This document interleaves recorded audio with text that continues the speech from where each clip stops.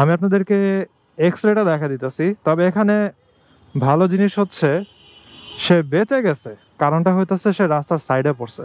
যদি রাস্তার মাঝখানে কোথাও পড়তো তার উপর দিয়ে কিছু চলে যেত, কারণ এটা ফ্লাইওভার, সবকিছু জোরে জোরে চলে। তারপরে কি হলো, সে তো রাস্তায় পড়ে আছে, দেখে যে পা ঝুলে আছে আর কি। এখন আরেকটা লাকি জিনিস হচ্ছে কিছু মোটরসাইকেল রাইডার এই ঘটনাটা দেখছে, দেখে সাথে সাথে ওইখানে দাঁড়াইছে। দাঁড়ায় হচ্ছে তাদের কাছে যেই কাপড় টাপড় ছিল, টানা টানা ছিল, ওগুলা দিয়ে হচ্ছে ওই জায়গাটা বেঁধে ফেলছে। কারণ শার্প হাড্ডির কারণে কি হয়, ওইটা চামড়া ছিঁড়ে বের হয়ে যায়। আর চামড়া ছিঁড়ে যদি বের হয়ে যায় তখন ওইখান দিয়ে ব্লিডিং শুরু হয়, এবং রক্তক্ষরণের কারণে হচ্ছে অনেক সময় মানুষ মারা যায়। পিচ্ছিল রাস্তা, ওইসব জায়গাতে এরকম কাত হয়ে আঁকা বাঁকা হয়ে টার্ন নিতে ভুলেও যায় না, আপনার হাই পসিবিলিটি থাকবে যে আপনি পড়ে যাবেন।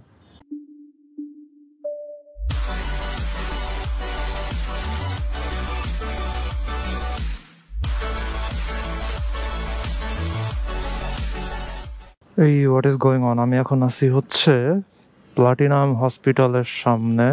এটা হচ্ছে পান্থপথে। আর এখন বাজে হচ্ছে দুপুর 1:15। আমি এখন মিরপুর যাব শ্যামলীর দিকে।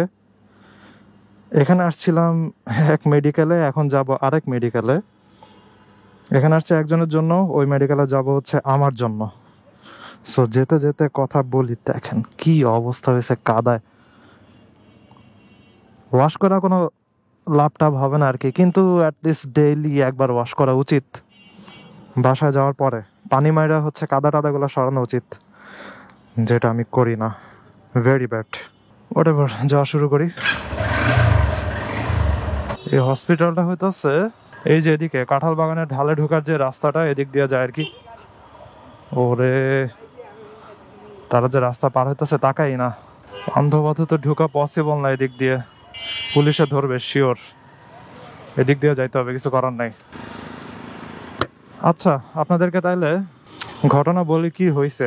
আমার ভাবির বড় বোনদের মধ্যে একজনের হাজবেন্ড, সে হচ্ছে মোটরসাইকেল চালায়। মোটরসাইকেল নাম হচ্ছে হিরো হাঙ্ক।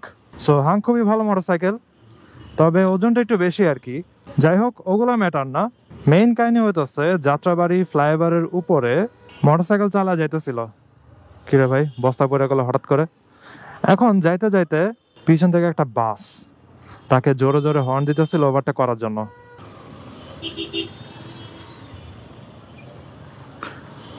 ও রে, বামে কোনো জায়গায় রাখে নাই যাওয়ার জন্য। আমি পুরো এতক্ষণ ধরে বসে ছিলাম যারা সোজা যাবে তাদের কারণে। ওকে, যাই হোক, ফাইনালি বামে ঢুকছি। যেটা বলতেছিলাম, বাস দিছে হচ্ছে চাপ, সে হচ্ছে বাসের চাপ খেয়ে বামে যাওয়া শুরু করছে। এখন বামে যেতে যেতে যে ডিভাইডিং জায়গা আছে, ওইখানে আবার একটা গার্ড দেওয়া আছে।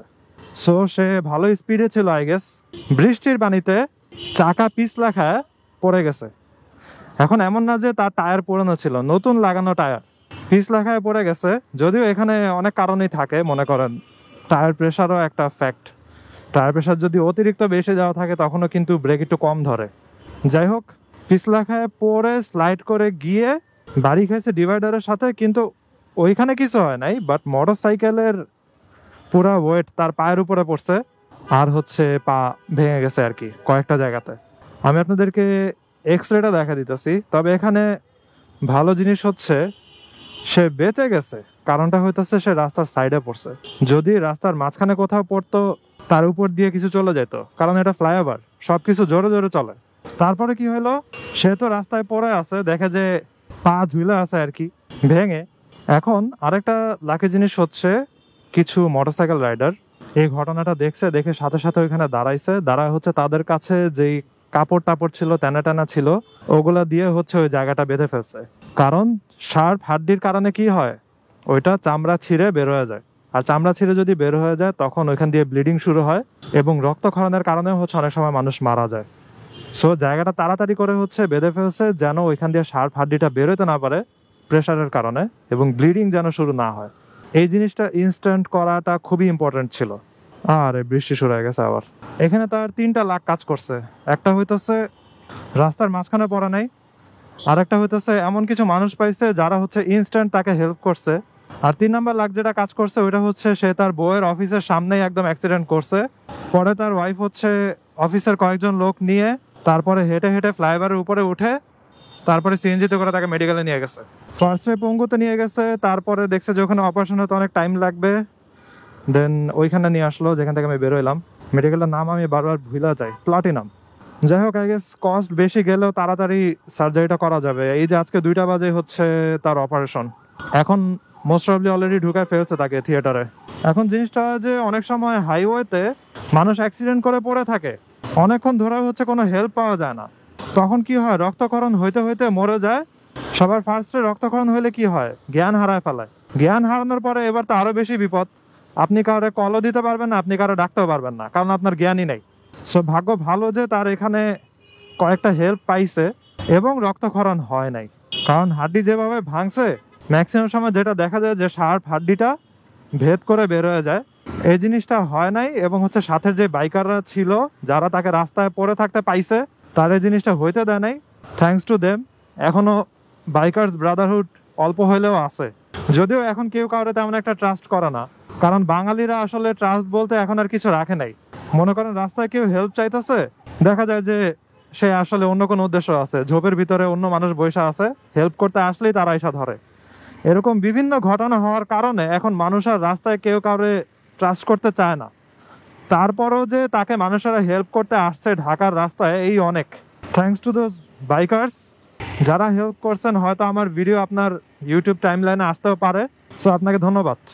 এবং সবাই চেষ্টা করেন মাঝে মধ্যে হেল্প করার জন্য, যদিও অনেক রিস্কি, হেল্প করাটাও অনেক রিস্কি, কারণ যে কোনো সময় যে কোনো বাটপার উল্টাপাল্টা কিছু করতে পারে। তারপরে যদি একসাথে অনেকজন থাকেন তাহলে হেল্প করেন। এখন এখানে অ্যাক্সিডেন্টের মেইন কি কি কারণ ছিল তার সাথে আমি 2-1টা এক্সট্রা জিনিসও অ্যাড করব।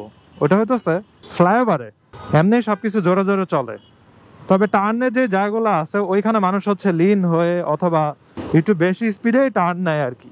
বাট বৃষ্টিতে যেটা হয়, রাস্তা অনেক পিচ্ছিল হয়ে থাকে, আবার হচ্ছে রাস্তার যে ঢালাইগুলো আছে এগুলো থেকে অনেক সময় অয়েল উপরের দিকে উঠে। দেখবেন যে রাস্তা তেল তেলে হয়ে আছে, অথবা রাস্তা চকচক করতেছে, অথবা ডিফারেন্ট টাইপের কালার দেখা যাইতেছে রংধনুর মতো, তখনই বুঝতে পারবেন যে এখানে আসলে পিচ্ছিল রাস্তা। ওইসব জায়গাতে এরকম কাত হয়ে আঁকা বাঁকা হয়ে টার্ন নিতে ভুলেও যায় না, আপনার হাই পসিবিলিটি থাকবে যে আপনি পড়ে যাবেন। আরেকটা জিনিস হচ্ছে ফ্লাইওভারে অনেক সময় এরকম বাম্পিং কিছু জায়গা থাকে, অর্থাৎ একটা পার্টের সাথে আরেকটা পার্ট কানেক্টেড হয়েছে কিন্তু ওই জায়গাতে এরকম করে থাকে, মেটাল দিয়ে আর কি জয়েন্ট করা থাকে। ওইসব জায়গাগুলো খুবই রিস্কি।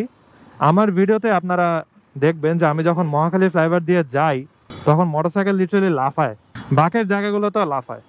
এখন যেগুলো হচ্ছে 4 চাকার ওদের কিছু হবে না, কারণ ওদের ব্যালেন্স হারানোর সম্ভাবনা নাই, জাস্ট স্লাইড করতে পারে অথবা ড্রিফট করতে পারে। বাট আমরা যারা 2 চাকার, আমরা সহজে ব্যালেন্স ট্যালেন্স কিছু তো করতে পারবোই না, তার উপর আবার বৃষ্টির পানি। বুঝতেই পারতেছেন মাইকটা বারবার আমার থুতনির সাথে বাড়ি খাইতেছে, মাইকের তারটা একটু লম্বা করে ফেলছি ভুলে। শেরেবাংলা ইউনিভার্সিটির সামনে আসছি, যেতে হবে আরো সামনে, সোহরাওয়ার্দী মেডিকেল বলে না, ওইটা পার হয়ে আরো সামনে যাওয়া লাগবে।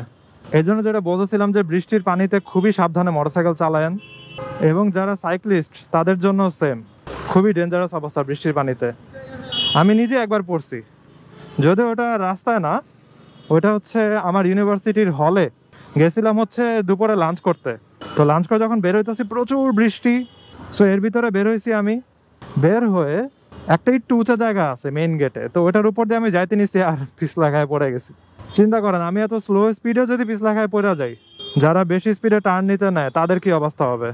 এই হচ্ছে সিচুয়েশন, এই জন্য এই ওয়েদারে খুবই কেয়ারফুল। তারপরে কালকে আমার আরেকটা ঘটনা হয়েছে, ওইটা হচ্ছে আমি রাস্তায় যাইতেছি, হঠাৎ করে একটা টেসলা বের হয়েছে, তা আমি হচ্ছে হার্ড ব্রেক করছি। বৃষ্টিতে ভেজা রাস্তা যে আমি খেয়ালই করি নাই, আমি মনে করেন যেতটুকু ডিস্টেন্স রাখা লাগে ওটুকু ডিস্টেন্স রেখে ব্রেক করছি। পরে দেখি যে নিচে খড়খড় সাউন্ড হইতেছে, অর্থাৎ চাকা স্লাইড করতেছে।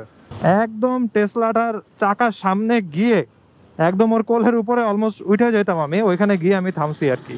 ওয়েট, আমার কি এখন বামে যাওয়া লাগবে? আমি তো কনফিউজড, দাঁড়ান। এই ফ্লাইওভারের কি বলি, ওভারব্রিজের নিচে দাঁড়ায় আমি একটু ম্যাপটা দেখি। ইয়াস, ভাগ্য ভালো আমি এই জায়গায় থামছি, লিটারালি আমার এখান দিয়ে বামে যাওয়া লাগবে। আচ্ছা, বামে গিয়ে 1 2 3 4 নাম্বার রাস্তার সামনে গিয়ে একটা টার্ন আছে। ওকে, মেডিকেলের নাম কি জানো? Central international medical. ও আচ্ছা, আমি কেন মেডিকেল যাইতেছি এখন ওইটা বলি। যে মেডিকেল থেকে আসছে ওই কাহিনী তো আপনাদেরকে বললাম, বৃষ্টির পানিতে মারাত্মক অ্যাক্সিডেন্ট করছে, তার রিকভার হইতে মিনিমাম 6-7 মাস তো লাগবেই। আর ভাগ্য ভালো তার হাড্ডির ফ্র্যাকচারটা হয়েছে এরকম টাইপের, অনেকের কিন্তু হাড্ডি গুঁড়া গুঁড়া হয়ে যায়। তার যদি পায়ের উপর দিয়ে চাকা যাইতো অথবা জোরে হিট করতো কোথাও, হাড্ডি গুঁড়া গুঁড়া হয়ে যাইতে পারতো। আর যদি হাড্ডি গুঁড়া গুঁড়া হয়ে যায় ভাই, এদের রিকভার হইতে অনেক টাইম লাগে এবং অনেক সময় প্রপারলি রিকভার হয়ও না, প্রচুর কষ্ট তাদের। ওই যে সাইনবোর্ড দেখা যেতেছে Dhaka central international medical college, এখানে আমি আসছি হচ্ছে আমার একটা ডক্টর আঙ্কেলের রেফারেন্সে। তার কাছে গেছিলাম হচ্ছে অন্য একটা কাজে। আমি আপনাদেরকে কিছুদিন আগে বলছিলাম যে আমার মৃত্যুর ঝুঁকি আছে এরকম টাইপের কিছু একটা হইতে পারে, ওইটা নিয়ে ডিসকাশন করতে গেছিলাম। ওইটা নিয়ে আমি পরে একটা ভিডিওতে আলাদাভাবে বলবো। সো আমার হচ্ছে একটা স্কিন ডিজিজ আছে মাথায়, ওইটা হচ্ছে স্ক্যাল্পের মতো করে হচ্ছে স্কিন মরে যায়, এবং ওইটার কারণে যেটা হয় মোটা মোটা খুশকি টাইপের হচ্ছে মাথা থেকে পড়ে, এবং এটা আবার ছড়ায় মনে করেন কানের গোড়াতে অথবা কপালে, চোখের আইব্রুতে, বিভিন্ন জায়গাতে এটা ছড়ায়। সো এই কারণে আমার হচ্ছে একটা মলম দিছিল, ক্লোভেট অয়েন্টমেন্ট। ওই অয়েন্টমেন্ট দেওয়ার পরে সবকিছু আবার চলে যায়, পরে আবার হয়, আবার অয়েন্টমেন্ট দেয়, আবার চলে যায়, এরকম ভাবে আর কি চলতে থাকে। এখন যে সমস্যাটা হয়েছে এটা আমি অনেক বছর ধরে দিছি, একদম ছোটবেলা থেকে, কিন্তু এটা অনেক বছর ধরে দেওয়ার কথা ছিল না। এটা একটা স্টেরয়েড টাইপের ওষুধ। পরে ডাক্তার তো আমার বকা দিছে, তুমি কেন এটা এত বছর ধরে দিছো। পরে ডক্টর আঙ্কেল আমাকে একজন ডার্মাটোলজিস্ট রেফার করছে, সে হচ্ছে এই মেডিকেলের। সো আমি আসছি, দেখি যে সে আসে নাকি অন্যদিন আবার আসা লাগবে। এই তো হচ্ছে অবস্থা।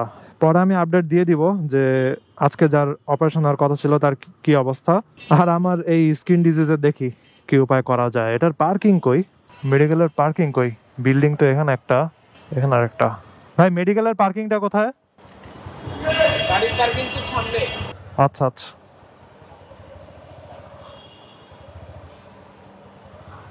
আরে সিকিউরিটি গার্ডের ডাক দেই, তারা পাই না, সে গাড়িওয়ালাদের পিছে যাইতেছে খালি বকশিসের জন্য, এদিকে আমি দাঁড়ায় আছি পার্কিং এর জন্য। যাই হোক, আজকে ভিডিও এখানে শেষ করে। I hope you guys like this video, and if you are watching for the first time you can kindly subscribe. তো see you on next video. ভালো থাকুন, সাবধানে রাইড করেন, tata. I wake up to a little bit of drool on my pillow, feel like it's gonna be a bad day. Yeah, I'm tired of shit, and the coffee ain't hit yet, damn ain't that great. I don't wanna go to work, cause my boss is a jerk, and I'm not even that paid. I need a change in my life, cause I don't feel alive, and there's nothing that makes me happy.